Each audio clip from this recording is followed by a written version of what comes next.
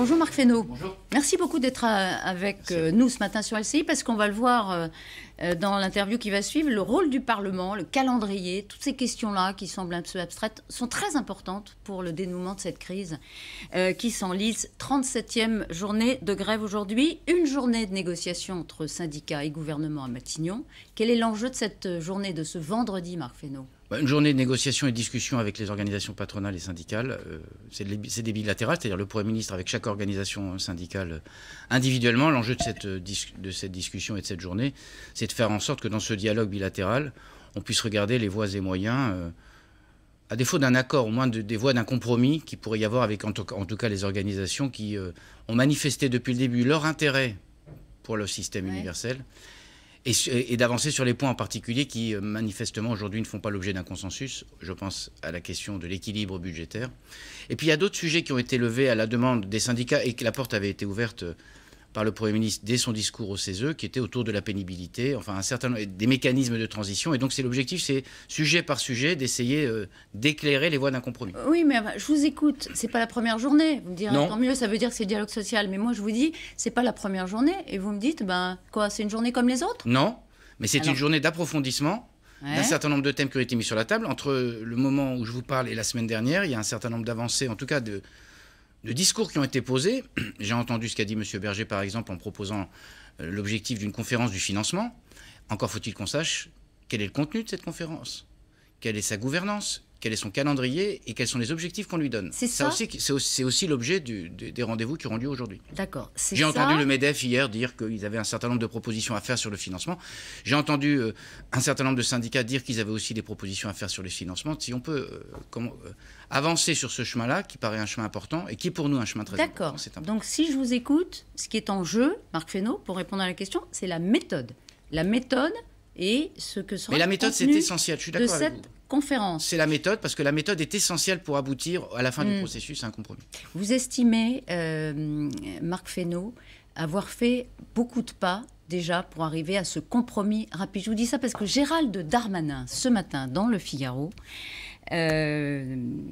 donne une interview assez longue sur cet enjeu, un peu comme s'il était d'ailleurs le messager d'Édouard Philippe dans cette affaire. Et voilà ce qu'il dit, chacun doit faire un pas, gouvernement et syndicats. Est-ce que vous avez déjà fait un pas ? Mais entre le moment où le Premier ministre s'est exprimé et le jour où nous sommes, aujourd'hui, 10 janvier, le gouvernement, dans le cadre des dialogues qu'il a eu avec les syndicats, il a fait un certain nombre de pas. D'abord, dans l'expression du Premier ministre, je vous rappelle que la génération qui devait être concernée, c'était plutôt la génération 66 ou celle des années 60. Puis on a dit, on comprend qu'il y a besoin d'un mécanisme de transition, c'est plutôt la génération 75. Il y avait des questions qui étaient posées autour de la pénibilité. On a essayé d'y apporter un certain nombre de réponses. Donc progressivement, nous avons fait des pas. Le Premier ministre a indiqué, concernant ce que disait Laurent Berger sur la question du financement, que nous étions prêts à ouvrir le dialogue et que la question de la conférence du financement nous paraissait une bonne question en termes de méthode. Donc nous avons fait un certain nombre de pas. J'entends aussi d'ailleurs qu'un certain nombre de syndicats ont fait du pas, parce qu'au fond, moi j'entendais Laurent Berger au début de l'automne, il disait la question du financement, elle est seconde, pour pas dire secondaire. Manifestement, elle est suffisamment centrale pour qu'on ait besoin d'en faire une conférence du financement. Et tout ça n'est compromettant pour personne. Le fait qu'on fasse des pas, quand on est dans un processus de dialogue, de discussion, n'est compromettant pour personne parce que c'est au service de l'intérêt général. Et surtout au service de ce qu'a demandé aussi le président pour en sortir. Alors, ce qu'on lit aussi dans l'interview de Gérald Darmanin dans Le Figaro, c'est que banco pour la conférence de financement, ça, de toute façon, le Premier ministre l'avait dit lui-même déjà, mais pas selon le calendrier proposé par Laurent Berger. Laurent Berger, dimanche soir sur France 2, il a dit entre juin et septembre. Ça veut dire une fin de la conférence en septembre. Vous dites quoi ? Gérald Darmanin a rappelé très simplement les choses. Cette réforme, c'est un tout. Il n'y a pas de question paramétrique et de question systémique. Un système, il tient parce que ses paramètres tiennent.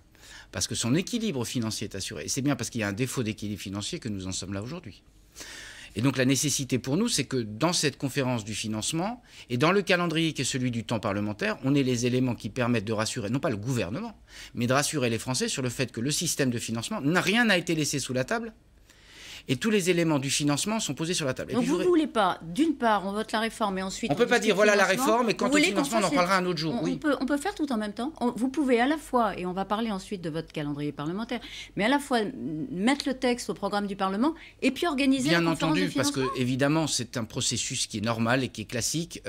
on peut mettre des garde-fous dans un certain nombre d'éléments de loi, mais on ne peut pas sortir de cette séquence législative qui va s'ouvrir à partir de l'examen du texte en Conseil des ministres. On ne peut pas sortir sans avoir des assurances sur le financement du système.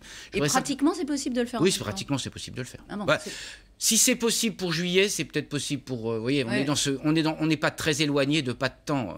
Après, il peut y avoir des clauses de revoyure, des rendez-vous, mais je veux dire, on n'est pas très éloigné de calendrier, me semble-t-il. Mais ça voudrait dire que cette conférence de financement, elle débuterait à peu près au même moment que l'examen au Parlement le 17 février. Mais on ne part pas, on verra, puisque c'est les éléments de la discussion qu'il y aura aujourd'hui en termes de méthode. Mais c'est votre souhait, oui, c'est le souhait du gouvernement. C'est le souhait du gouvernement. On ne part pas de rien. Si j'entends bien ce que disent les organisations syndicales, ils ont des propositions. Nous avons, nos propositions aussi. Donc on ne part pas de rien dans une discussion sur le financement du système de retraite, et fort heureusement. Et donc, ne partant pas de rien, on peut avoir un processus qui soit compatible avec le temps législatif et parlementaire. Mais ce qu'on comprend, c'est que vous demandez à la CFDT d'accepter que les deux piliers, entre guillemets, les deux gros éléments de la réforme, c'est-à-dire la réforme systémique et la recherche de l'équilibre financier, soient discutés parallèlement, alors que lui, Laurent Berger, ne voulait pas que ce soit lié. Mais pardon, Madame Martichoux, le système... Ce qui fait système, c'est vous répondez à ma question. Oui, je réponds. Oui, bien sûr. Vous demandez à la CFDT de faire cette concession. Mais c'est pas une question de concession, c'est une question de bon sens. Le système, quand même aussi de il pose à la fois sur les bases générales et il pose aussi sur la question du financement. S'il n'y a pas de financement assuré, le système ne tient pas. Donc la question financière, elle fait partie du système, si je peux me permettre. Et puis par ailleurs, je voudrais juste dire un mot sur la question du financement et la question de l'âge pivot qui a mobilisé beaucoup les attentions. Depuis le 1er janvier 2020, la loi Touraine, elle n'a pas été votée par ce gouvernement, elle a été votée par des socialistes. Qu'est-ce qu'elle prévoit? Elle prévoit un allongement de la durée de cotisation pour passer de 166 trimestres à 172. Au fond, on est en train de découvrir que parmi les outils qui sont à disposition pour financer le système de retraite, il y a un allongement de la durée de cotisation. C'est que la question du temps de travail doit être posée. Nous l'avons posée avec ce que nous avons proposé autour de l'âge pivot. Mais au fond, si nous ne faisions rien, de toute façon, les trimestres cotisés seront plus nombreux demain qu'ils ne le sont aujourd'hui. Donc, je trouve que venir nous faire le reproche de parler de... Je n'ai pas dit que vous le faisiez, mais un certain nombre d'organisations syndicales nous disent, en fait, vous proposez une mesure au travers de la question du temps de travail. Oui. Et des trimestres. Ben, c'est déjà dans le texte aujourd'hui. Oui, mais c'est important pour ceux qui nous écoutent, parce qu'on veut nous faire croire que c'est une nouveauté. En fond, depuis des années, les réformes qui se sont produites ont été des réformes qui ont regardé le temps de travail dans sa globalité. On essaie de comprendre, grâce à vous ce matin, où en sont les uns et les autres dans ce rapport de force. 37e jour de grève, Marc Fesneau. Question. Est-ce que cette concession de la CFDT, j'appelle ça concession, mais c'est vrai que jusque-là, ils ne voulaient pas que les deux parties soient liées.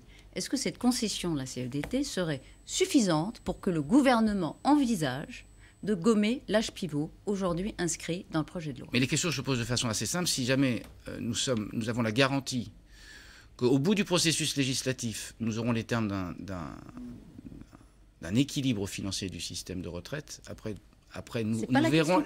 Attendez, laissez-moi finir. Pas la question que je vous pose, hein. J'essaie de finir ma réponse, j'ai bien compris votre question.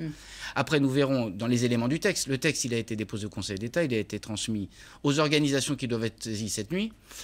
Nous avons toutes voies et moyens, dans le cadre du dialogue qui se noue aujourd'hui sur cette question du financement, de modifier et de faire évoluer le texte au gré de ce que pourra être la conférence du financement. Mais alors ça, c'est important. On ne lâche pas.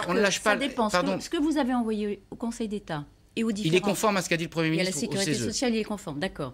Personne n'est surpris. Ça n'est pas irréversible. Mais vous pouvez envoyer une lettre rectificative. Ça s'appelle une lettre rectificative. Il y a deux moyens pour le faire. Avant le Conseil des ministres, c'est une lettre rectificative au Conseil d'État pour dire voilà les modifications issues éventuellement du dialogue qui se poursuit aujourd'hui. Et puis il y a une deuxième voie qui est assez simple aussi. Je suis ministre des Relations avec le Parlement, c'est la voie des amendements.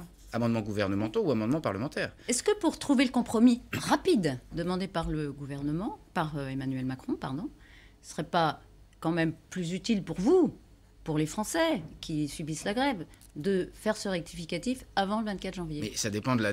jour du Conseil des ministres. C'est toujours mieux, c'est plus rapidement... Est-ce que vous le souhaitez, Marc Fesneau? Évidemment que nous le souhaitons. Est-ce que c'est souhaitable? Évidemment que c'est souhaitable. Nous sommes en situation de responsabilité et nous sommes responsables pour le coup. Et donc la situation ne saurait perdurer pour nous. Après, reconnaissons aussi que dans ce mouvement de grève, il y a un certain nombre d'organisations syndicales qui depuis le début ont dit qu'elles étaient d'accord avec les objectifs, la philosophie du projet de loi de réforme qui sera présenté. et puis un certain nombre d'organisations syndicales qui sont structurellement opposées au système de retraite par points. Et c'est plutôt elles qui bloquent aujourd'hui le pays. Oui. Et donc il y a aussi quelque chose de l'ordre d'une responsabilité collective pour faire en sorte que nous en sortions. En toute hypothèse, vous m'entendez bien, en toute hypothèse, le gouvernement pourrait renoncer à l'âge pivot avant le 24 janvier. Mais en toute hypothèse, le gouvernement, il est prêt à toutes les ouvertures dès lors que nous garantissons l'équilibre du système. Des ouvertures jusqu'au retrait de l'âge pivot. Mais les Français ne sont pas idiots, ils nous écoutent, ils veulent comprendre. Mais l'âge pivot, Madame Martichoux, l'âge pivot n'est pas un totem. Disons les choses très clairement. C'est, comme l'a très bien rappelé Gérald Darmanin, ce qui nous paraît être le système le plus crédible, mais peut-être que les organisations syndicales ont d'autres choses à proposer. En tout cas, le système le plus crédible pour garantir... C'est le point de crispation. Oui, c'est le point de crispation, mais ça n'est pas un totem pour nous. Je rappelle que le Premier ministre au CESE avait dit « Je suis prêt à sortir de l'âge pivot si nous avons d'autres solutions. » Oui, d'ici à fin 2020 ou 2021. Non. Là, on parle du 24 janvier, Marc. On parle d'une crise qui dure depuis 36 jours. Mais, Madame Martichoux, je comprends très bien ce que vous dites. Comprenez aussi très bien ce que j'essaie de vous dire, c'est-à-dire qu'il y a besoin d'un équilibre au système. S'il y a des alternatives qui sont proposées, nous les prendrons. Je ne peux pas vous le dire mieux. D'accord, donc vous dites la même chose que moi dans des termes différents. La conférence de financement, Marc Fesneau, vous souhaitez qu'elle soit conclusive, enfin qu'elle conclue, qu'elle arrive à des résultats positifs, si possible, avant quelle date ? Alors moi je trouve que ce serait une mauvaise manière faite aux organisations syndicales que de leur mettre la pression et un oukase de calendrier qui soit trop court. Ouais. D'ici le 24 janvier, en tout cas aujourd'hui, l'intérêt pour nous, c'est que nous tombions d'accord avec un certain nombre d'organisations syndicales sur la méthode. Parce que la méthode, ça permet de fixer un calendrier, mais ceci permet de fixer le cadre qui est donné à cette conférence du financement. Oui. Après, comme l'a rappelé Gérald Darmanin et d'autres ministres en charge de ces dossiers, la question c'est, dans le processus législatif, il faut que nous ayons des éléments de réponse avant la fin du processus législatif. Je vais vous donner un autre exemple. Quand il y a eu la réforme de la SNCF, comment nous avons procédé ? Nous avions procédé en mettant des éléments fixes, des objectifs de la réforme, et au gré des négociations qu'il y a eu avec un certain nombre de syndicats, et nous avons trouvé avec des syndicats des accords, nous avons inscrit en dur ce qui était l'aboutissement du processus de négociation dans le processus législatif. C'est-à-dire qu'on n'a pas procrastiné ni reporté à plus tard ce que devaient être les décisions du processus législatif. Mais on s'est adapté à la discussion, à la négociation. Alors on ne peut pas nous reprocher à la fois de ne pas tenir compte des syndicats et de dire après, mais comment vous allez le faire dans le processus législatif ? Alors 17 février, arrivée du texte. À l'Assemblée nationale. Enfin, il sera en commission, examiné en commission avant. Débat public au 17 février. À partir du 24 janvier. 17 février, il arrive dans l'hémicycle. Ensuite, il y a un vote en première lecture avant les municipales. Avant les municipales. C'est mieux pour vous. Je ne sais pas si c'est mieux. C'est pas plus bête. Hein. En tout cas, nous assumons, nous l'avons fait sur des tas d'autres textes, nous assumons notre volonté réformatrice et donc nous assumons, y compris dans d'autres processus électoraux. Ensuite, il ira au Sénat. Il y a les navettes, etc. La conclusion, enfin le vote définitif, vous le prévoyez avant la trêve estivale, c'est aussi simple que ça. La conférence de financement, vous souhaitez qu'elle conclue quand ? Fin juillet ou fin si je vous dis que c'est dans le cadre du processus législatif, c'est dans le cadre du processus législatif. Le processus législatif se termine fin juillet. Le processus législatif, il court jusque juin-juillet, mais on peut, au fur et à mesure, avoir dans le texte des éléments fixes et puis des éléments qui soient l'issue de la conférence du financement. Enfin, à qui ressemblerait-on si nous disions on met dans le texte et si vous n'avez pas fini en mars, on restera sur la position qui était la nôtre. Et c'est exactement l'inverse qu'on dit depuis le début. S'il y a des éléments, comment dirais-je, qui viennent améliorer ou qui viennent pondérer tel ou tel élément de la réforme, on est prêt à les inscrire dans le texte. La navette parlementaire, elle sert à ça. Le débat parlementaire, il sert à ça. Oui, mais comme les débats, ils auront lieu jusqu'à fin juillet, jusqu'au vote définitif. On est plutôt sur un calendrier, un pas de temps fin juin, début juillet. Hein, c'est plutôt ça le pas de temps. Pour ce que vous appelez un pas de temps, c'est le pas de temps entre le moment où le texte est soyez, parce que traduisez. Le pas de temps, c'est le moment entre le moment où le texte est déposé et examiné en Conseil des ministres et le moment où il est définitivement voté. On est plutôt sur ce calendrier de 6 mois environ. D'accord. Et la conférence de financement, elle sera plus courte. Si je vous dis qu'il faut qu'elle soit compatible avec cette temporalité-là, c'est qu'il faut qu'elle soit dans cette temporalité-là. C'est aussi simple que ça. Il faut des éléments déjà pour le vote en première lecture. Gérard Larcher, président du Sénat, c'est quand même un homme qui pèse dans le débat public. Hier, il a formulé une demande très claire à l'occasion de la présentation de ses vœux. On l'écoute. Je demande, par conséquent, au gouvernement d'attendre les résultats, qu'ils soient positifs ou négatifs, de la conférence de financement avant de saisir le Parlement d'un projet de loi. Je sais que ce n'est pas la position de tous les partenaires sociaux, y compris ceux avec qui j'ai un dialogue. Voilà.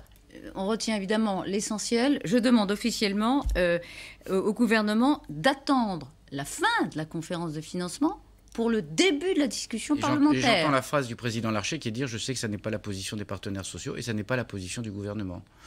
Qu'est-ce que vous lui Moi, répondez? j'entends la voix du président Larcher avec relations. lequel j'ai de très bonnes relations, Ouais. et c'est une voix éminente. Il est dans l'opposition, tout le monde le sait, et d'ailleurs, c'est bien son droit. Nous ne partageons pas son sentiment. On a trop attendu sur ces questions de retraite pour ne pas dire, ah, on en reparlera, parce qu'au fond, l'idée, c'est on en reparle encore un peu plus tard. Si possible. Non. Vous voulez dire que lui, il veut faire traîner les choses? Je ne sais pas s'il veut faire traîner les choses. C'est pas très bon pour vous. Je ne fais pas de procès d'intention au président Larcher. Nous, ce que nous voulons... Vous connaissez son habileté politique. Mais je mesure tout à fait son habileté politique. Mais je ne lui fais pas de procès d'intention sur ce sujet-là. Je dis simplement que les partenaires sociaux, le gouvernement, souhaitons que nous emmenions cette réforme des retraites sans de nouveau délayer et prendre du temps plus qu'il n'en faut. Et donc, il y a un désaccord avec le président Larcher, mais ça n'est pas très grave. Mais finalement, Marc Fesneau, c'est très très pertinent ce que demande le président du Sénat, parce que vous demandez un peu aux parlementaires de voter une loi les yeux bandés, mais pas sans du tout. savoir ce qu'elle va coûter, non, parce que et sans savoir comment elle sera financée. Ce qui aboutirait à demander aux parlementaires de voter une loi les yeux bandés, c'est de leur dire, vous votez la loi et le financement, on en parlera plus tard. Or, je vous dis... Non, lui dit, vous parlez financement et après vous votez la loi. Non, mais on peut... Puisque je vous dis que les éléments du financement doivent être partie prenante de la loi finalement votée, ça sera clair pour les parlementaires, et aussi important, ça sera clair pour les Français. Pour qu'ils sachent comment est leur nouveau système et comment il est financé. Et ça, c'est une question de responsabilité, de lucidité et de vérité qu'on doit aux Français, parce que depuis des années, on leur a dit, c'est la dernière loi sur les retraites, c'est financé pour toujours, et tous les 3 ou 4 ans, on dit, ah, au fait, on a oublié de vous dire, il y a encore un sujet de déficit, et donc il faudra ou travailler plus longtemps, ou on n'arrive pas à résoudre un certain nombre de sujets. Et donc on peut voter une loi... discuter une loi en même temps qu'on discute le financement. Mais c'est un processus démocratique normal quand dans le même temps, il y a des voies de négociation. On ne peut pas... ça voudrait dire sinon qu'on arrive au Parlement avec quelque chose qui est tout à fait ficelé et qu'il ne faut pas toucher. C'est dénier d'une certaine façon aux parlementaires le droit de discuter sur des éléments budgétaires ou des éléments de structure d'une réforme. Je trouve que, en tout cas comme ministre des Relations avec le Parlement, je trouve qu'il y aurait quelque chose d'assez malsain. Et donc, que les choses se fassent concomitamment ne me gêne pas et me paraît assez logique, au fond. Voilà la réponse à Gérard Larcher. S'il y avait un compromis rapide, la grève s'arrêterait? Mais je n'en suis pas certain, parce qu'au fond, ceux qui sont les plus arc-boutés sur la grève et qui mènent ce mouvement de façon répétitive depuis 37 jours, c'est la CGT, c'est FO, qui disent, au fond, en tout cas, j'entendais le responsable de FO hier, le système actuel, il nous convient. Il faut l'améliorer un peu, mais le système actuel, il nous convient. Et qui sont structurellement opposés. Je regrette qu'ils soient sur cette position-là, parce que nous considérons que le système actuel, il est injuste. Il est injuste entre les 42 régimes, il est injuste entre ceux qui ont des carrières hachées et ceux qui n'en ont pas, il est injuste pour les femmes. Et donc, c'est un système qui ne nous convient pas, mais qui ne convient pas à la majorité des Français. Quand vous pensez que 25% des Français sont obligés de travailler, et plutôt des Françaises, sont obligés de travailler jusqu'à 67 ans, si ça satisfait M. Martinez... Ça s'arrêterait ou pas? Mais oui... on verra. Après, c'est la responsabilité non seulement des organisations syndicales, et moi je fais confiance aussi à l'esprit de responsabilité des salariés, en particulier des entreprises concernées, SNCF et RATP. Je vois d'ailleurs qu'il y a quand même un début d'amélioration, et en disant ça, je pense aussi à ceux qui... Il faut être modeste. Oui, laissez-moi finir ma phrase. En disant ça, je pense à ceux qui tous les matins sont en galère pour accéder à leur travail ou pour tout simplement se mouvoir. Mais je fais confiance aussi à l'esprit de responsabilité. À chaque fois qu'on a quelque chose autour d'une réforme des retraites, il y a des mouvements qui sont assez compliqués, assez rudes. Mais moi, je pense que la raison l'emportera parce que notre réforme est juste. Et quand une réforme est juste, la raison l'emporte. Encore un petit mot, rien à voir. Paris, votre collègue Marlène Schiappa a annoncé qu'elle se présente à Paris. Il faut sauver le soldat Griveaux, manifestement. Non, mais que des collègues viennent soutenir un candidat, ce n'est pas une question de sauver. Je crois que Marlène Schiappa réfléchissait depuis longtemps à la question de s'investir sur Paris. Elle avait plutôt dit qu'elle ne voulait pas revenir à un conseil municipal qu'elle avait connu au Mans. C'était plutôt ça. Donc là, moi, pardonnez-moi, je n'avais pas entendu ça de sa part. Qu'elle ait envie de se lancer dans la bataille de Paris, Notre exigence à nous, c'est de faire en sorte qu'il y ait une alternance qui soit proposée. Marlène C'est bien ça Schiappa, l'essentiel. Stanislas Guérini, le patron de la République En Marche qui vient en soutien de Benjamin Griveaux, il sera sur la liste. On parle d'Agnès Buzyn ce matin, qui pourrait aussi se présenter à Paris. Ce serait une bonne idée. Mais vous ne trouvez pas? Oui, moi je pense que tous ceux qui pourront apporter leur contribution à un projet pour les Parisiens et tous ceux qui pourront apporter une contribution à une alternance à Paris, c'est une bonne nouvelle. Et quoi qu'on pense du candidat, ça donne le sentiment qu'il ne peut pas s'en sortir tout seul. Mais c'est pas le sujet. La bataille de Paris, la bataille électorale de Paris, soyons raisonnables, la bataille électorale de Paris, elle mérite que tous ceux qui ont envie qu'il y ait une alternative, une alternance de proposer s'y engagent. Et donc tous ceux qui s'y engagent, je trouve que c'est une bonne nouvelle. Oui. Dernière question, le MoDem à Paris. J'ai pas compris, il soutient qui? Le MoDem est en discussion. Il apportera par la voix de Marielle de Sarnez les éléments de sa réponse dans les temps qui vont venir maintenant rapidement.